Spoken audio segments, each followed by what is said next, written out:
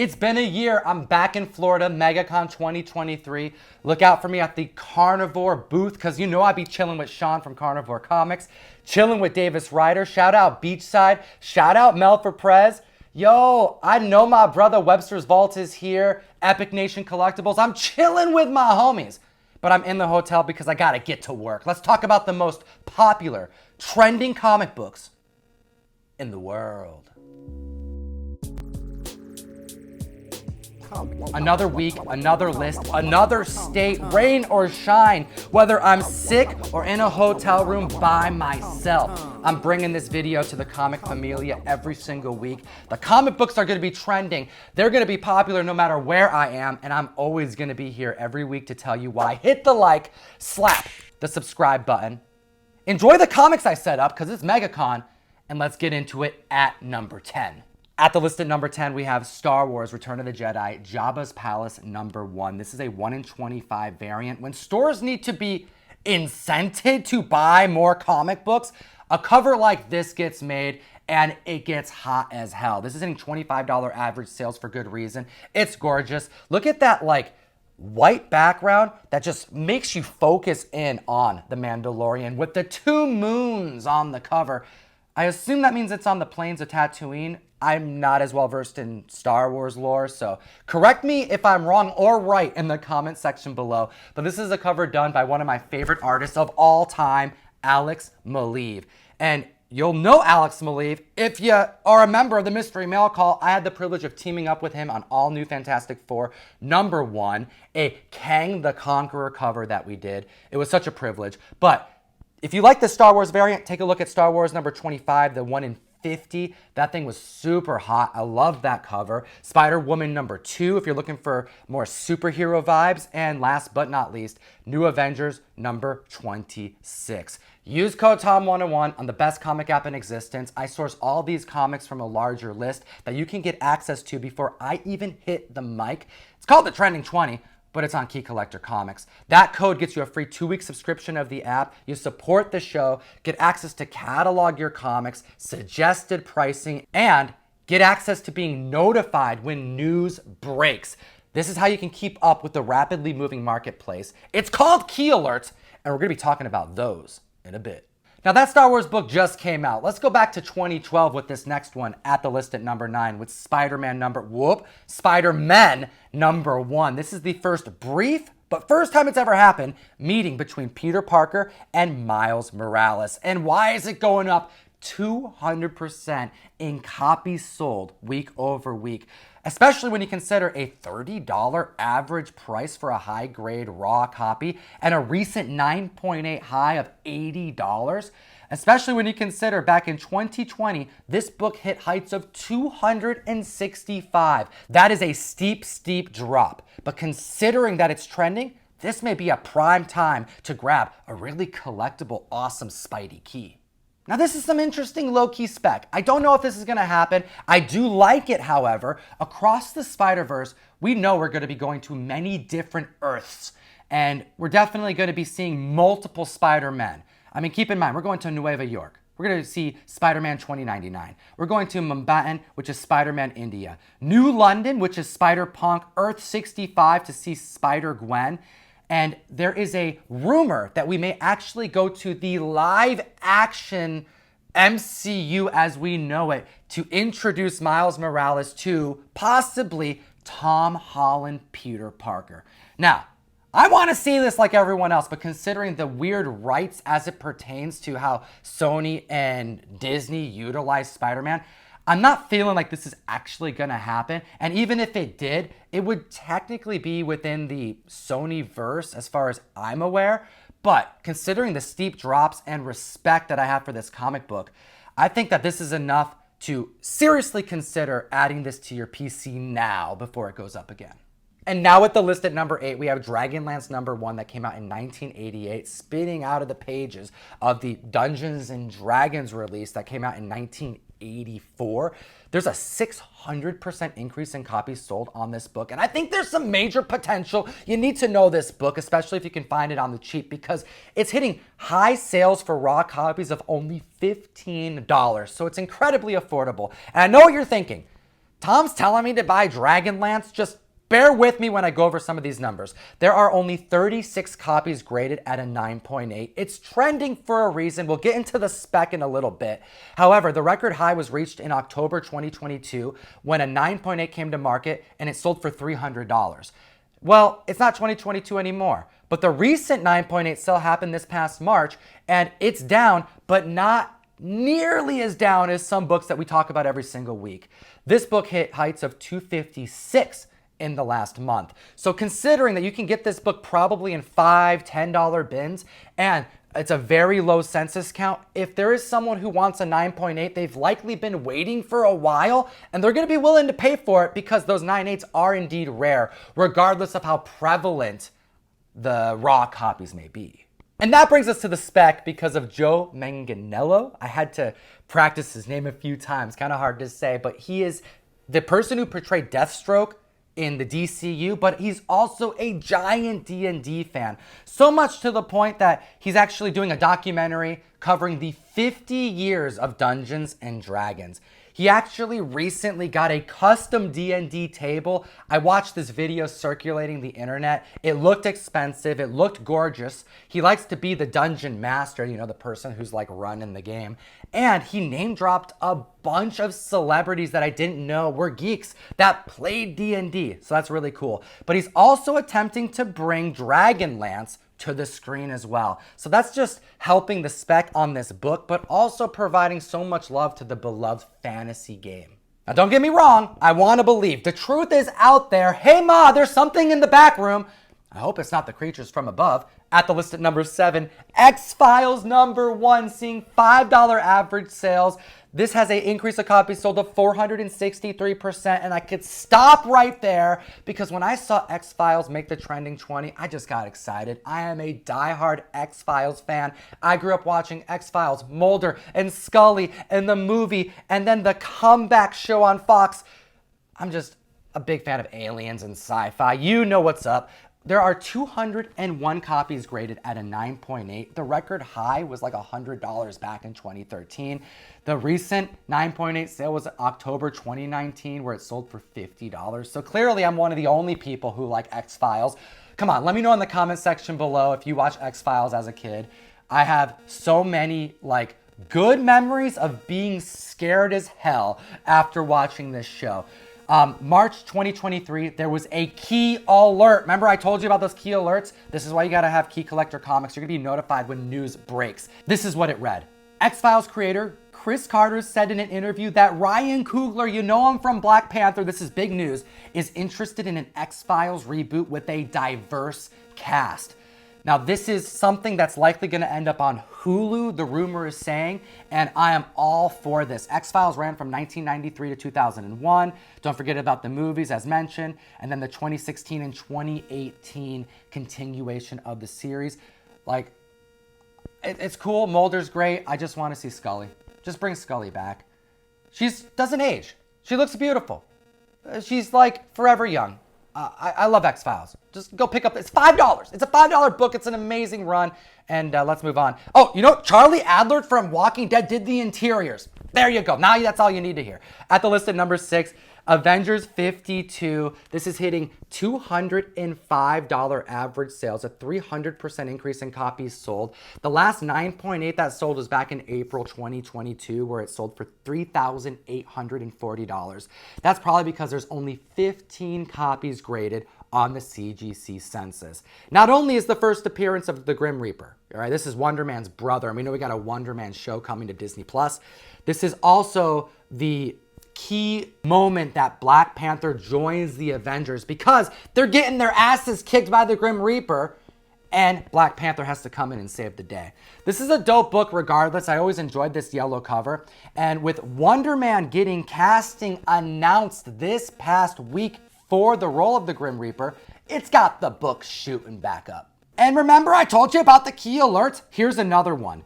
Yesterday we found out that Fear of the Walking Dead actor Demetrius Gross he was also in Heroes, I believe. I could be wrong about that. Correct me in the comments. Was cast as the Grim Reaper, the brother of Wonder Man.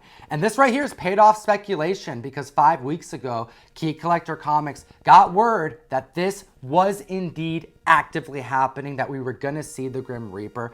We got hints of this back during like WandaVision. Wow, it's come full circle, but who knew it would take so damn long? And before I get to the next number, you have to look at this stunning variant by Davis freaking Ryder. Yo, this negative space variant right here, you channeled your John Tyler Christopher, my friend. This is stunning, well done. These MegaCon drops are gonna keep on going because I got the Batman foil, I got the McFarlane foil, and look at this Hallows Eve Ariel Diaz. Look at this Spider-Gwen Shadow Clones version variant. Come join me on Whatnot. By the time you're watching this, I'm still at MegaCon, so hit the link in the description. You get a $10 credit after your first purchase of $10 or more, and you support the show, and you join the convention virtually. And now we're at the list at number 5. Shout out Rage Theo, who's the biggest John Wick fan I know. We have John Wick, number 1, that came out in 2017 courtesy of Dynamite Comics. This is hitting $45 average sales, an increase of 760% after the recent release of John Wick 4 hitting the theaters, and doing better than any other movie since the start of pandemic back in 2020. Wow, Keanu Reeves is saving the movie theaters. We have 51 copies graded at a 9.8. The heights this book reached was back in 2022 January when it sold for $330. This past January, just 1 year later, it sold for just a little shy of $300, $285. So not a very steep drop, probably because there's not a whole lot graded on the census, let alone at 9.8. There's 114 copies in total. John Wick 4's release, which just happened a week ago, scored the highest grossing opening day and opening weekend for the John Wick franchise, and it was also the best opening weekend for any R-rated film since the start of pandemic in March 2020. Considering that John Wick, I called Keanu Reeves John Wick, call him Berserker, whatever. Considering that Keanu Reeves said that he will continue to play John Wick as long as the films are successful, bodes well for the franchise. Regardless of whatever happens in John Wick 4, which hasn't been spoiled to me yet, because this is like one of the few movies that I really want to see. I don't want it spoiled. I can't say that about a lot of things coming out right now, but I do say that about John Wick. Now imagine moving to a new area, an exclusive gated community where all the individuals who occupy it are serial killers. That's what we have with Paradise Court number 1, debuted back in 2018. This is through Zenescope. I don't follow a whole lot of Zenescope comics. Let me know in the comment section below if I need to fix that, because I'm reading about this horror story that I'm definitely going to be picking up because you know I love me some like strange horror. This is seeing some sales that are outstanding. 1,067% increase in copies sold. That's a hell of a lot because the book is cheap. It was like a $5 book just over a week ago. Now it's hitting $10 average sales. I can't even report a high sale. I can't even report a census count because as Russ Bright, my brother back in Washington who couldn't make it to MegaCon, shout out, would say, no one was specking on this book. Just another example about why you need to have your key alerts on. Key Collector Comics reported, March 2023, Sony is in early development for a Paradise Court horror film with Assemble Media to produce. Considering no one was buying this book, there is virtually nothing on the CGC census. I'm not encouraging you to go crazy spending top dollar on a book for a horror movie that may or may not come out, but option status on an affordable book with no census count means that you can find it likely in dollar bins, $5 bins, $2 bins. Get it graded and have one of the only high graded copies on the census, at least for some time. Now at the list at number 3, we have TMNT The Last Ronin number 1, seeing $60 average sales. The 9.8 recently hit $190, which is down from its height last year when it hit $330. I haven't chatted about this book since November of last year. Since then, there's been an increase of 96 copies graded at a 9.8 added to the CGC census, and it doesn't stop there because 67 of which graded at a 9.8 And there are many 9.9s that exist, a total of 257. And since I chatted about this book last, there's been an increase of 17 copies graded at a 9.9. The record high the 9.9s reached was back in 2021 when it hit $900. This month, we saw a 9.9 sell for only $400. Hell, there are 10.0s that exist, and we just saw one sell this past week where it sold for $1,750. Hot damn. Why the increase of 117%? This is news that everyone knows. There is in active development planning, because there's no video game franchise that's actually been announced to lead the creation of this game just yet. So hold your horses, because that's going to really be the thing it depends on to keep the momentum going. We're supposedly getting a God of War RPG style Last Ronin game. I gotta hear what you think about this in the comment section below. I'm getting all sorts of hyped. Raph Grassetti, the art director of God of War, where are you at? You gotta lead this right here. Come and do Turtles and take over the game. Shout out Raph. What do you think about this TMNT news? I'm really excited, but again, you gotta just wait to find out which gaming company is actually gonna make it. You can't just say, it's going to be in the style of God of War, because that's like saying, oh, it's going to be in the style of The Last of Us because it's an open world post-apocalyptic game. It doesn't mean it's going to be Last of Us. You see what I'm saying? And now we're at the list at number 2. You know I got a Plastic Man tattoo, comic fam, so this right here is my favorite book to make the list, The Terrifics #1. This came out in 2018. It was short-lived. It got canceled rather quickly, I think within the first year, and it's seeing $5 average sales, an increase of copies sold of 1,100%. There's only 7 copies graded at a 9.8, and the last GPA sale was back in 2020. It probably went to another Plastic Man fan because it sold for less than it cost to get the damn book graded, for only $20. Now, why such a monster increase in copies sold? Well, again, like some books on this very list, when it's that affordable, it gets bought out quick and it shoots up in percentage of copies sold.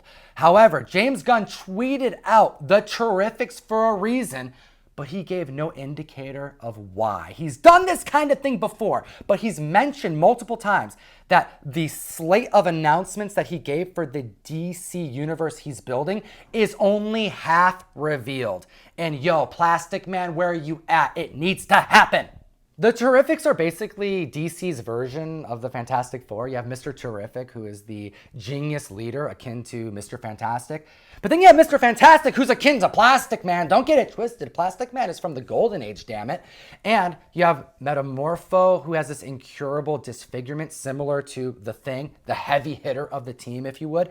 And then you also have Phantom Girl, who becomes intangible, very similar to Invisible Woman. Now, you know I love The Office. I'm also a big Parks and Recreation fan, and Gene Ralphio is so damn dope. Ben Schwartz has said on multiple occasions that he would love to portray Plastic Man, and I think this would be perfect casting, and he was just chatting about it this past week. I posted it to my story saying, this is all I want. Follow me on Instagram, but also pray to Thor that we get a Ben Schwartz Plastic Man. Just another book to know the cover of. $5 average sales is such a low-cost investment, and considering the low census count, if there is someone who's a Plastic Man fan like myself who doesn't have a 9.8, they're gonna have to just pay whatever they can find. This is just another example of an affordable book that you have to at least know on the cover. You're gonna be able to find this on the cheap, and considering the low census count, members who are hunting for this book are gonna have to pay to play because there's not a whole lot of copies available at that grade. Comic fam, hit the like, slap the subscribe button. I do appreciate you because you are keeping me from the con floor, which for the most part, many people would think is a bad thing, but you are saving me so much money. I can't help but buy comic books when I'm at conventions. At the list, at #1, the hottest trending book in the world is down so much money. And yes, I have a lot of copies at 9.8 that I overspent on. We have Star Wars Kanan, The Last Padawan, issue number 6. 2015 debut, seeing $135 average sales. The record high for a CGC 9.8 was back in May 2021 when this book reached $900. I bought multiple copies around the $400 to $500 marker thinking that I was getting a good deal. And the most recent 9.8 sale is $300. Oh, and there's an increase of copies sold of 238% for good reason. So maybe this is the time to secure a multiple key full appearance of many characters in Star Wars lore that we know we're going to see very soon. This is the first appearance of Sabine Wren, Ezra Bridger, and Hera. It's the first full appearance. Keep an eye out for issue number 1 where we see them in cameo. Some people lean more towards issue number 1. I like both issues. I invested in both and I'm losing money on both. But I'm holding. You gotta hold. Hold your Dr. Afras. I believe in Dr. Afra, but damn, everything is down. And it's comics, yo. It's how it goes.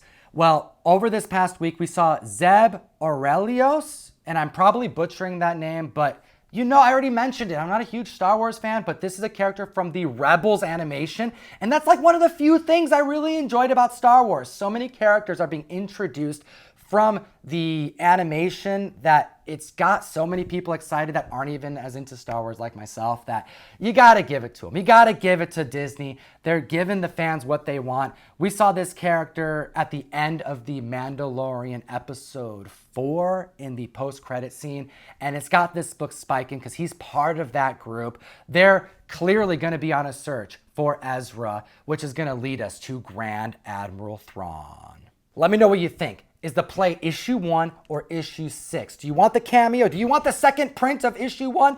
Or are you hunting for an issue number 6?